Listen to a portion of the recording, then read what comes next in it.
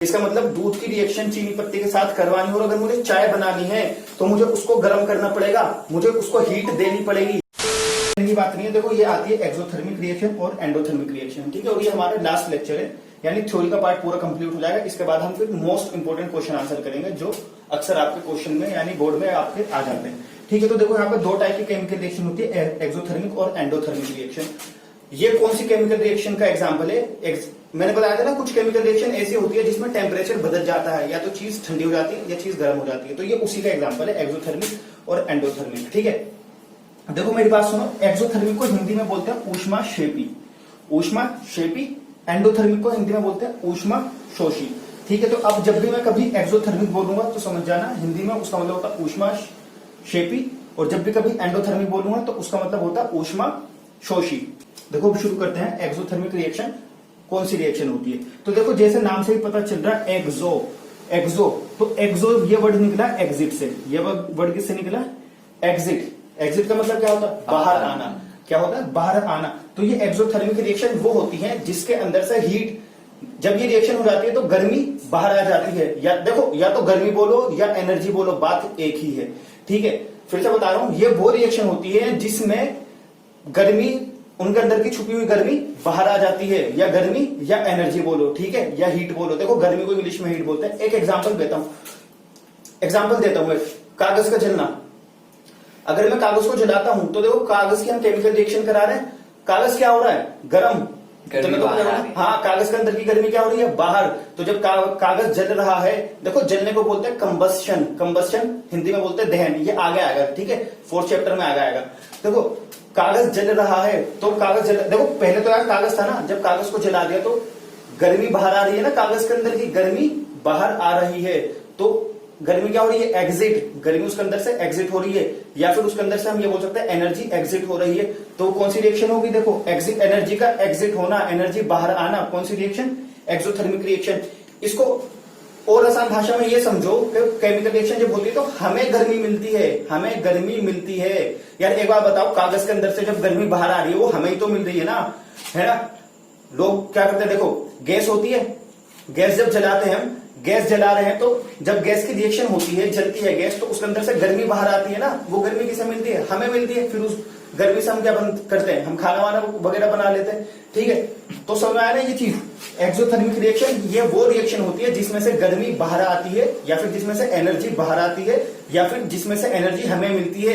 ये तीनों बातें एक ही हैं, गर्मी का बाहर आना, एनर्जी का बाहर आना, या एनर्जी हमें मिलना, ये तीनों बातें एक ही हैं, ठीक है। एक और एग्जाम्पल देता हूं, हम खाना खाते हैं, खाना हमारा हजम हो जाता है, पाचन हो जाता है हमारा, ठीक है ना।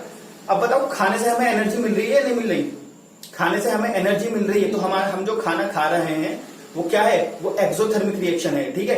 अभी मैंने पहले पढ़ाया था, अभी पिछले कुछ लेक्चर में, उसमें बताया था कि बताओ किस तरह से खाना खाना एक डिकम्पोजिशन रिएक्शन है। तो देखो डिकम्पोजिशन रिएक्शन वो क्यों है? क्योंकि खाना उसमें टूट रहा है, ठीक है। देखो जब, तो ये एक अलग चीज है, खाना टूट रहा है तो डिकम्पोजिशन भी हो रहा है वहां पे। उसके साथ साथ खाने से हमें एनर्जी तो मिल रही है ना, खाने से हमें एनर्जी मिल रही है। तो जब किसी चीज से हमें एनर्जी मिल रही है तो कौन सी रिएक्शन? एक्सोथर्मिक रिएक्शन, ठीक है। तो खाना खाना क्या है? Exothermic reaction. देखो यहाँ पे मैंने तुम्हें बहुत ही मतलब आसान भाषा में समझाया कि खाने का खाना एक्सोथर्मिक रिएक्शन होता है। एक्चुअली में जो तुम्हारा क्वेश्चन आता है ना, वो खाना खाने से रिलेटेड नहीं आता, वो क्वेश्चन कुछ इस तरह से आता है कि बताओ श्वसन या रेस्पिरेशन एक्सोथर्मिक रिएक्शन क्यों है, ठीक है ना। रेस्पिरेशन यानी सांस का लेना एक्सोथर्मिक रिएक्शन क्यों है? तो देखो ये क्वेश्चन मैं करवाऊंगा अभी आगे, ठीक है ना। यहाँ पे एक्सोथर्मिक बस ये समझो कि जिससे एनर्जी हमें मिल रही है, या जिससे एनर्जी हमें मिल रही है, जिससे हीट मिल रही है, जिससे लाइट मिल रही है। लकड़ी का जलना क्या है बताओ? एक्सोथर्मिक होगा या नहीं होगा? लकड़ी का जलना एक्सोथर्मिक होगा। कागज का जलना एक्सोथर्मिक, ठीक है। गैस का जलना क्या होगा? एक्सोथर्मिक। पेट्रोल डालते हैं गाड़ी के अंदर, पेट्रोल डालते हैं ना बाइक के अंदर, तो फिर देखो हमने पेट्रोल डाला बाइक के अंदर, अब इंजन के अंदर जाके पेट्रोल की केमिकल रिएक्शन हो रही है, उससे गाड़ी आगे चल रही है, उससे गाड़ी आगे चल रही है। इसका मतलब वो एनर्जी दे रहा है हमें, उससे क्या हो रही है? एनर्जी। तो इसका मतलब पेट्रोल जब गाड़ी के इंजन के अंदर जाता है तो कौन सी रिएक्शन होती है? एक्सोथर्मिक रिएक्शन होती है। हाँ तो देखो कुछ एक्सोथर्मिक रिएक्शंस के कुछ एग्जांपल ले लेते हैं। देखो सबसे पहले हमारे पास था कार्बन, कार्बन के रिएक्शन करवा दी ऑक्सीजन के साथ, मिल गया कार्बन डाइऑक्साइड प्लस हीट। तो देखो यहाँ से इस रिएक्शन से हमें ये पता चल रहा है, देखो ये प्रोडक्ट है, ठीक है, ये क्या है? ये प्रोडक्ट है, प्रोडक्ट में जो भी आता है इसका मतलब यह है कि वो चीज हमें मिल रही है। तो जब ये रिएक्शन हो रही है, एक तो हमें कार्बन डाइऑक्साइड मिल रहा है और हमें क्या मिल रही है, हीट। तो हीट हमें मिल रही है ना, तो ये कौन सी रिएक्शन हो गई, एक्सोथर्मिक रिएक्शन, यानी ऊष्माक्षेपी रिएक्शन हो गई।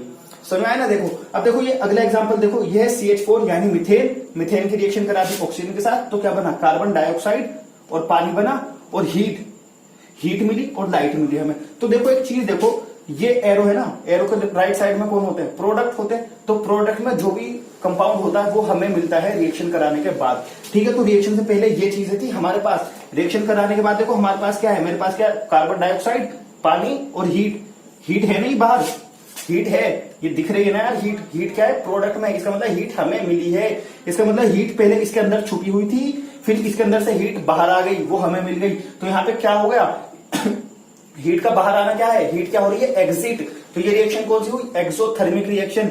ये रिएक्शन भी एक्सोथर्मिक और ये रिएक्शन भी एक्सोथर्मिक। देखो एक चीज बताओ, यहाँ पे जो भी चीज हमें मिलती है वो कहां मिलती है, वो प्रोडक्ट में मिलती है। ठीक है, जैसे मैं एक एग्जांपल देता हूं, x प्लस वाई, इनकी रिएक्शन हो गई तो बन गया z, तो हमें क्या मिला, z मिला। ठीक है, अगर यहाँ पे ये लिखा होता प्लस हीट, इसका मतलब हीट भी हमें मिल रही थी। तो ये रिएक्शन कौन सी है, ये रिएक्शन है एक्सोथर्मिक रिएक्शन। दो बातें बताता हूं यहाँ पे। देखो सबसे पहले तो ये वाली जो रिएक्शन हमने लिखी है, ये मैंने तुम्हारी आसानी के लिए इसको बैलेंस नहीं करा। ठीक है, वरना यहाँ पे 2 लगा दूं, यहाँ 4 लगा दूं, उससे हो सकता है तुम लोग कंफ्यूज हो जाओ, तो इसलिए इसको बैलेंस मैंने नहीं करा यहाँ पे। ठीक है, फिर दूसरी चीज ये, जब ये रिएक्शन मैंने पहले बताई थी, तो मैंने यानी जब बैलेंसिंग करना हम बता रहे थे, उस रिएक्शन में ना मैंने यहाँ पे हीट लिखा था ना यहाँ पे लाइट लिखा था। ठीक है, तो ये हमने क्यों नहीं लिखा, ये इसलिए नहीं लिखा क्योंकि आमतौर पे केमिकल रिएक्शन में हीट और लाइट नहीं लिखते। ठीक है, नहीं लिखते हीट और लाइट। कार्बन, हाँ मैं क्या बता रहा था, तो देखो यहाँ पे हीट हमें इधर मिल गई, तो ये क्या हो गया, एक्सोथर्मिक रिएक्शन। ठीक है, अब देखो तुम्हें एक शॉर्टकट बता देता हूं। कभी कभार ना एग्जाम में कुछ इस तरह से आ जाता है कि बताओ ये जो केमिकल रिएक्शन दी हुई है ये एक्सोथर्मिक है या एंडोथर्मिक है। तो देखो सबसे पहले बताओ, x प्लस वाई हमें मिला z प्लस हीट। ठीक है ना, तो हीट यहाँ पे मिली है, तो ये क्या है, एक्सोथर्मिक रिएक्शन। क्योंकि हीट प्रोडक्ट में आ रही है ना, इसका मतलब हीट हमें मिल रही है। हमें कोई सी चीज हीट मिल रही है तो क्या है, किसी रिएक्शन में अगर हमें हीट मिल रही है तो रिएक्शन कौन सी है, एक्सोथर्मिक रिएक्शन। ठीक है, अब देखो एक और चीज बताओ, x plus Y z minus heat. देखो अब तुम ये चीज बताओ यार, ये रिएक्शन एक्सो होगी या नहीं होगी। ठीक है, एक्सोथर्मिक होगी या नहीं होगी। तो देखो यहाँ पे ना थोड़ा बहुत मैथ्स का पार्ट आता है, मैथमेटिक्स का छोटा, मतलब एकदम बच्चों वाला पार्ट आता है। एक चीज बताओ यार, मैथ्स में अगर मैं ये बोल रहा हूँ x plus 2 equal to Y minus 3, तो ये जो 3 है ये राइट साइड में है या लेफ्ट साइड में है। अगर मैं इसको प्लस बनाना चाहूं, अगर मैं इसको इधर भेजूंगा तो ये प्लस का हो जाएगा, तो एक्चुअल रिएक्शन ही होगी x plus 2 plus 3 equal to Y. समझ आया। तो इसी तरह से हीट यहाँ पे माइनस की है ना, अगर मैं हीट को इधर, ये एरो है, एरो को इधर भेजूंगा तो ये क्या हो जाएगी, प्लस की, x plus Y plus heat, तो यहां मिला z। अब देखो हमें तो खाली अकेला z मिला, हीट मिली हमें, हीट नहीं मिली, तो ये रिएक्शन एक्सोथर्मिक है, ये रिएक्शन एक्सोथर्मिक नहीं है। समझ में आया, ये रिएक्शन एक्सोथर्मिक नहीं है। तो अब बात आती है कौन सी रिएक्शन है, चलो अभी बता देता हूं, फिलहाल ये एंडोथर्मिक है। ठीक है ना, करिए समझ आया ना, ये एक्सोथर्मिक नहीं है क्योंकि यहाँ पे हमें हीट नहीं मिली। यहाँ पे देखो मतलब कंफ्यूज करने के लिए, ताकि बच्चों का ना 1 नंबर कट जाए। देखो कैसे क्वेश्चन दे रखा था, यहाँ पे माइनस करके हीट दे रखी थी, ताकि बच्चा ये समझे अरे यार प्रोडक्ट में हीट आ गई, फिर तो यानी हमें हीट मिल रही है तो हमारा 1 नंबर पक्का हो गया। लेकिन यहाँ पे देखो माइनस का साइन उन्होंने दे दिया, इसका मतलब हीट यहाँ नहीं है, हीट प्रोडक्ट में नहीं है, हीट कहाँ पे, रिएक्टेंट में है। और जबकि एक्सोथर्मिक होने के लिए हीट कहाँ चाहिए होती है, राइट साइड में, प्रोडक्ट में हीट चाहिए होती है। ठीक है, समझ में आया। तो देखो ये रिएक्शन क्या थी, ये वाली रिएक्शन, ये एक्सोथर्मिक नहीं थी क्योंकि एक्चुअल में हीट इसके राइट साइड में नहीं थी, लेफ्ट साइड में थी। तो देखो ये एक्सोथर्मिक रिएक्शन समझ में आ गई ना। यहाँ पे देखो एक क्वेश्चन आता है कि बताओ सांस लेना किस तरह से एक्सोथर्मिक रिएक्शन है। ठीक है, तो यहाँ पे देखो सबसे पहले मैं अभी इक्वेशन लिख दे रहा हूँ सांस लेने की, फिर समझेंगे उसको। ठीक है, हाँ तो देखो बच्चों आपका क्वेश्चन ये आता है कि बताओ किस तरह से रेस्पिरेशन एक एक्सोथर्मिक रिएक्शन है, या फिर हिंदी में इसको बोलते हैं किस तरह से श्वसन एक एक्सोथर्मिक यानी ऊष्माक्षेपी अभिक्रिया है। ठीक है, तो देखो सबसे पहले ये समझो कि श्वसन का मतलब क्या, सांस लेना। तो जब हम सांस ले रहे हैं तो हमें एनर्जी कैसे मिल रही है, हम सांस ले रहे हैं तो उससे एनर्जी कैसे मिल रही है। ठीक है, तो जरा इसको समझो, देखो मेरी बात। सबसे पहले देखो तुम ये चीज देखो, हमें एनर्जी मिलती कहां से, हमें एनर्जी खाने से मिलती है ना यार, रोटी खा रहे एनर्जी मिली है, चावल खा रहे एनर्जी मिली है, उनसे तो एनर्जी मिलती है। देखो तुम्हें यहाँ तक हम तो हमने बता दिया था पिछले कुछ लेक्चर्स में, या फिर नहीं, अगर आपको नहीं पता तो पता होना चाहिए कि जब हम खाना खाते हैं तो स्टार्च होता है, खाने के अंदर मौजूद होता है स्टार्च, वो टूट जाता है ग्लूकोज के अंदर। ठीक है, और वो ग्लूकोज जो होता है ना, ग्लूकोज ही एवरी सिंगल सेल के अंदर जाता है। मैं एग्जांपल दे रहा हूं, देखो खाना खाना टूट गया, फिर ये जो छोटी आंत होती है ना, छोटी आंत क्या काम करती है, जो पूरा टूटा हुआ खाना होता है यानी ग्लूकोज को भेजती है पूरी बॉडी के सेल्स में। यानी अगर देखो मैं एग्जांपल बता रहा हूँ, ये उंगली है मेरी, यहाँ पे सेल है, तो यहाँ इसके अंदर भी ग्लूकोज होगा, यहाँ पे दूसरा सेल उसके अंदर भी ग्लूकोज होगा, तीसरा सेल उसके अंदर भी क्या होगा, ग्लूकोज। और ये ग्लूकोज आया कहां से, ये ग्लूकोज खाने से मिला है हमें, ये ग्लूकोज मिला खाने से। ठीक है, तो हमारी पूरी बॉडी के अंदर जहां जहां सेल है, पूरी बॉडी के अंदर सेल है हमारे, तो उन पूरी बॉडी के अंदर हमारे क्या होगा, ग्लूकोज। यानी एवरी सिंगल सेल के अंदर क्या होता है, ग्लूकोज। तो यहाँ पे बस तुम ये चीज समझो कि हर बॉडी के हर सेल के अंदर यानी हर कोशिका के अंदर मौजूद होता है ग्लूकोज। ठीक है ना, ग्लूकोज मौजूद होता है। अब देखो जब हम सांस लेते हैं, तो सांस लेते हैं तो क्या मिलता है हमें, मतलब जब हम सांस लेते हैं तो क्या क्या जहर थोड़ी ना सूंघ रहे होते हैं, नहीं ना, ऑक्सीजन अंदर ले रहे होते हैं। क्यों सांस ले रहे हैं, कौन सी गैस अंदर गई, ऑक्सीजन गैस अंदर गई है। ठीक है, तो देखो जब ऑक्सीजन गैस अंदर जाती है, तुम्हें ये चीज पता होनी चाहिए, यहाँ से हमारे फेफड़ों से होते हुए दिल से होते हुए ऑक्सीजन गैस हमारे खून में मिलती है। ठीक है, खून में हीमोग्लोबिन होता है, हीमोग्लोबिन अपने कंधे पर रख के, ऑक्सीजन को अपने कंधे पर रख के ग्लूकोज तक पहुंचा देता है। ये बात समझो यार। चलो देखो इसको, यहाँ पे क्या है, ये मेरी उंगली है, यहाँ पे क्या है, यहाँ पे सेल है, सेल के अंदर अभी ग्लूकोज है मौजूद ग्लूकोज। ठीक है, मैंने सांस ली, सांस जब ली तो इस यहां तक भी क्या मिला मुझे, ऑक्सीजन, यहां तक भी गया। तो जब सेल के अंदर ग्लूकोज होता है और जब सेल के अंदर ऑक्सीजन चला जाता है, इसका मतलब वो ग्लूकोज जब ऑक्सीजन के साथ रिएक्शन कर लेता है, यानी ग्लूकोज को ऑक्सीजन मिल जाती है, तो ग्लूकोज और ऑक्सीजन के बीच एक केमिकल रिएक्शन होती है, और जब केमिकल रिएक्शन होती है उससे हमें एनर्जी मिलती है। आया समझ में? देखो ये मैंने इक्वेशन लिख दी है, ये ग्लूकोज है, ये ग्लूकोज आया कहां से, खाने से, और हमारे किसके अंदर है, सेल के अंदर मौजूद है, हमारी कोशिकाओं के अंदर। ये ऑक्सीजन कहां से मिला, ये सांस लेने से हमें ऑक्सीजन मिला। अब ये ऑक्सीजन कहां पे गया, हमारे सेल के अंदर, यानी ये ऑक्सीजन ग्लूकोज को मिल गया। जब ऑक्सीजन ग्लूकोज को मिल जाएगा तो रिएक्शन होगी। तो जब रिएक्शन हुई, यार देखो जब रिएक्शन होती है तो कुछ ना कुछ बनता है ना, तो इनके बीच में जब रिएक्शन हुई तो देखो क्या बना, कार्बन डाइऑक्साइड बना, पानी बना, और क्या मिली, एनर्जी। यानी हमें क्या मिलती है, कार्बन डाइऑक्साइड, पानी और एनर्जी। देखो ये हमने सांस ली, ऑक्सीजन अंदर गई, जब हम सांस छोड़ते हैं, है ना, तो बाहर कौन सी गैस आती है, ये कार्बन डाइऑक्साइड गैस आती है। तो बात ये आती है ना, कार्बन डाइऑक्साइड गैस आई कहां से, ये गैस आती है सेल के अंदर। ठीक है, सेल के अंदर ऑक्सीजन जाता है, उसकी रिएक्शन होती है ग्लूकोज के साथ, बदले में उसे क्या मिलता है, ऑक्सीजन, और वही ऑक्सीजन बाहर आ जाता है। समझ आया? तो देखो अब यहाँ पे फिर से मैं शॉर्टकट में थोड़ा बता देता हूं कि सांस लेना यानी रेस्पिरेशन एक एक्सोथर्मिक रिएक्शन क्यों है। तो रेस्पिरेशन एक्सोथर्मिक रिएक्शन इसलिए है क्योंकि रेस्पिरेशन के बाद ऑक्सीजन सेल के अंदर मौजूद ग्लूकोज के साथ रिएक्शन करता है, जिससे हमें एनर्जी मिलती है। समझ में आया? और एनर्जी के साथ साथ क्या मिलता है, कार्बन डाइऑक्साइड और पानी। ठीक है, तो ये था हमारा एक्सोथर्मिक रिएक्शन। ठीक है ना, तो ये क्वेश्चन अक्सर आ जाता है कि बताओ श्वसन या रेस्पिरेशन एक एक्सोथर्मिक रिएक्शन क्यों है। ठीक है ना, तो ये मैंने यहाँ पे बता दिया तुम लोगों को। अब यहाँ पे हम स्टार्ट करते हैं एंडोथर्मिक रिएक्शन। देखो बच्चों, अब हम हमारी यहाँ पे आती है, देखो अब हमारी यहाँ पे आती है एंडोथर्मिक रिएक्शन, हिंदी में इसको बोलते हैं ऊष्माशोषी अभिक्रिया। ठीक है, तो देखो सबसे पहले इसको समझने से पहले ये समझो कि एक्सोथर्मिक क्या है। एक्सोथर्मिक रिएक्शन वो होती है जिससे हमें एनर्जी मिलती है, जिससे हमें गर्मी मिलती है, जिससे हमें हीट, जिसमें हमें हीट मिल रही है, यानी वो रिएक्शन हो रही है तो जिससे उससे हमें क्या मिल रही है, हीट। ठीक है, एंडोथर्मिक इसका उल्टा होगा, एंडोथर्मिक इसका उल्टा होगा, यानी अगर मुझे रिएक्शन करानी है तो मुझे उसको गर्म करना पड़ेगा, मुझे उसको हीट देनी पड़ेगी या उसको हीट देनी पड़ेगी। ठीक है, समझा? यानी वो रिएक्शन अगर करानी है उसको हीट देनी पड़ेगी या उसको एनर्जी देनी पड़ेगी। समझ में आया? उसको एनर्जी देनी पड़ेगी अगर रिएक्शन करानी है तो। एक एग्जांपल देता हूं, इससे तुम लोग समझ जाओगे। चाय का बनना क्या है, सिंपल मैं बताता हूं, चाय का बनना क्या है, तुम मुझे इतना बताओ। ठीक है, जरा सोचो इसको, एक मिनट, जरा एक मिनट के लिए ना थोड़ा पॉज करो और सोचो कि चाय का बनना एक्सोथर्मिक होगा या एंडोथर्मिक होगा। ठीक है, अब देखो जब हम चाय बना रहे हैं तो चाय में दूध में पत्ती मिला दी, ठीक है ना, दूध में पत्ती चीनी मिला दी, तो क्या चाय बन जाएगी? चाय नहीं बनेगी। चाय को बनाने के लिए क्या करना पड़ेगा, गर्म करना पड़ेगा।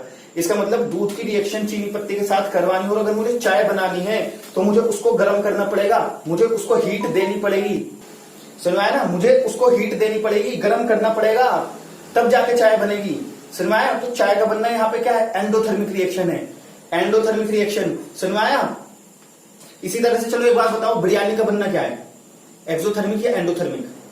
देखो जब बिरयानी बना रहे हो तो बिरयानी बनाने में क्या करोगे यार, एक सेकंड इधर बताता हूँ। देखो जब तुम बिरयानी बना रहे हो तो यहाँ पे हमने रख दिए चावल, ठीक है ना, चावल। अच्छा हिंदी में इसलिए लिख रहा हूं क्योंकि हम इंडियंस हैं, ठीक है ना, अंग्रेज नहीं है जो यहाँ पे राइस लिखूंगा मैं, ठीक है। ये हो गया चावल। चावल के साथ मान लो हमने मिला दिया मसाले, तेल वगैरह जो कुछ मिला दिया, तो क्या बिरयानी बन जाएगी? यार बिरयानी अभी तो बनेगी नहीं, क्योंकि बिरयानी को बनाने के लिए क्या करना पड़ेगा, इसको गर्म करना पड़ेगा, इसको गर्म करना पड़ेगा, यानी प्लस हीट मैंने यहाँ पे लिख दिया, सुना है। तो अब यहाँ पे क्या मिलेगी हमें, बिरयानी मिल गई, ठीक है, सुना है। तो यहाँ पे देखो ये कौन सी रिएक्शन हो रही है, ये एंडोथर्मिक रिएक्शन हो रही है, क्योंकि एंडोथर्मिक रिएक्शन वो है कि जो रिएक्शन करवाने के लिए, जिन रिएक्शन को कराने के लिए हमें उन रिएक्शन को गर्म करना पड़ता है, हमें उन्हें हीट देनी पड़ेगी, हमें उन्हें एनर्जी देनी पड़ेगी, तब जाके वो काम होगा, तब जाके वो रिएक्शन होगी, ठीक है। इस रिएक्शन को बोलते हैं एंडोथर्मिक रिएक्शन, ठीक है। अब देखो कुछ एग्जांपल देते हैं। हाँ तो देखो बच्चों कुछ एग्जांपल ले लेते हैं। अभी मैंने क्या बताया कि कुछ केमिकल रिएक्शन ऐसी होती हैं जिनको करवाने के लिए, यानी जो केमिकल रिएक्शन कराने के लिए हमें उनको गर्म करना पड़ता है। तो देखो सबसे पहले यहाँ पे होता है नाइट्रोजन, नाइट्रोजन के साथ मिल गया ऑक्सीजन। अगर मुझे नाइट्रोजन और ऑक्सीजन को मिलाकर नाइट्रस ऑक्साइड बनाना है, यानी नाइट्रोजन ऑक्साइड बनाना है, तो ये ऐसे नहीं बनेगा, मुझे इसको गर्म करना पड़ेगा, और इसको गर्म करने के लिए यहाँ पे हम लिख देंगे हीट। समझा? तो ये कौन सी रिएक्शन है, ये एंडोथर्मिक रिएक्शन है, क्योंकि ये रिएक्शन करवाने के लिए मुझे इसको हीट करना पड़ रहा है, ठीक है। एक एंडोथर्मिक रिएक्शन देखने का एक तरीका ये भी है कि ये जो हीट लिखा होता है ना, हीट लेफ्ट साइड के अंदर होता है, ठीक है। अब देखो यहाँ पे देखो ये दूसरी रिएक्शन आती है कैल्शियम कार्बोनेट। ये कैल्शियम कार्बोनेट है, कैल्शियम कार्बोनेट को मैंने हीट कर दिया, मैंने गर्म कर दिया कैल्शियम कार्बोनेट को, तो बन गया कैल्शियम ऑक्साइड प्लस CaO, ठीक है। यहाँ पे कैल्शियम ऑक्साइड सॉलिड होता है, ये भी सॉलिड होता है, ठीक है। CO2 कार्बन डाइऑक्साइड गैस होती है। तो देखो इधर देखो कैल्शियम ऑक्साइड से अगर हमें CaO प्लस CO2 बनाना है तो मुझे इसको क्या करना पड़ेगा, गर्म करना पड़ेगा, हीट करना पड़ेगा। सुना है? तो ये कौन सी रिएक्शन हो गई, ये एंडोथर्मिक रिएक्शन हो गई, क्योंकि यहाँ पे मैं हीट दे रहा हूँ, यहाँ हीट मुझे नहीं मिल रही, यहाँ मैं हीट दे रहा हूँ, ठीक है। अब देखो यहाँ पे एक और, यहाँ पे अगली रिएक्शन आती है MgO, magnesium oxide. Magnesium oxide proof के किसमें बन गया Mg+O। मैग्नीशियम से मैग्नीशियम ऑक्साइड को तोड़ने के लिए मुझे मैग्नीशियम को क्या करना पड़ा, गर्म करना पड़ा, ठीक है। तो ये रिएक्शन कौन सी होगी, ये रिएक्शन एंडोथर्मिक रिएक्शन होगी। लेकिन तुम एक चीज देखो, यहाँ पे मैंने तो कहीं हीट, यहाँ कहीं हीट, यहाँ पे ये नहीं लिखा, लेकिन यहाँ पे मैंने क्या लिखा है, डेल्टा। यार ये जो ट्राइंगल होता है ना, इसका मतलब है ये गर्म करने का साइन है, ठीक है।